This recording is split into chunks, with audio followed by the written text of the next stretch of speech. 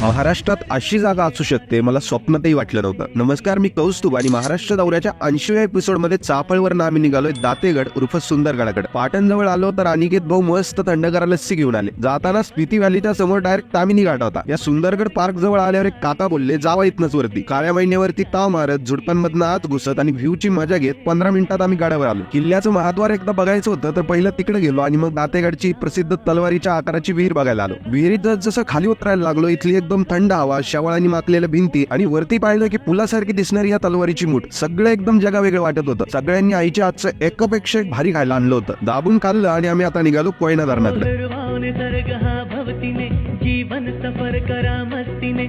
इथं पोहोचलो तर दादा आधी बॅक वॉटरला घेऊन आले. पाणी कमी झालं होतं पण कोयना जेव्हा पूर्ण भरलेला असेल तेव्हा काही दिसत असेल याची आयडिया येत होती. इथनं डॅम तर दिसत नव्हता म्हणून भाऊ घेऊन आले नेहरू स्मृती उद्यानात आणि इथनं आम्हाला दिसलं पश्चिम महाराष्ट्राला जपलेलं पोषण केलेलं कोयना धरण. नेहरू गार्डन मधल्या हॉलमध्ये गेलो तर कोयनाशी संबंधित सगळी माहिती दिलेली होती. माझा परिवार बनलेल्या बीबी वासियांसोबतचा प्रवास आता संपत आला होता. येताना ते मला श्री येडोबाच्या दर्शनाला घेऊन आले. भाऊंनी मला इथं आणलं खरं, देवाचं दर्शनही झालं खरं, पण अजून एक गोष्ट तितकीच खरी होती ती म्हणजे देवानंही मला यांच्यासारख्या देव माणसांपर्यंत आणलं होतं. घरी जाऊन बॅग घेतली, मावशींचा आशीर्वाद घेतला. माहित नाही का बरं यांना सोडा वाटत नव्हतं. काही माणसं अशी असतात ज्यांना भेटून दिवस महिने वर्ष झाले तरी प्रत्येक क्षण तेवढाच ताजा वाटतो. माझ्यासाठी बीबीतल्या जाधव फॅमिली सोबतचा वेळ तसाच होता आणि ताज्या होत्या या शेंगाई ज्या मावशींनी मायेपोटी मला दिल्या होत्या.